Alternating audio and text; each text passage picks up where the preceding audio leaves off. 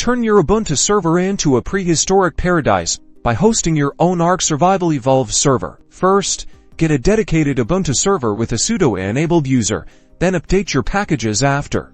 Install SteamCMD to manage your game files, key to running the dynos. Go into the SteamCMD directory and create a new server folder. Use SteamCMD to log in and on. Tell it where to download the server files. This won't be instant with your internet connection. Now, let's set up the basic server settings. Name the server, maybe add a password, and the gameplay mode. You open a configuration file, then edit it. Remember those ports you need to configure. Next, configure port forwarding on your router for outside connections, matching those in your configuration. The setup depends on your model, so consult the documentation. You can now start the server. Use the start commands within the terminal. Once it starts up, you'll find it in Ark's online browser. Set the server from the menu. Use console commands. Congratulations, you have an Ark server on Ubuntu.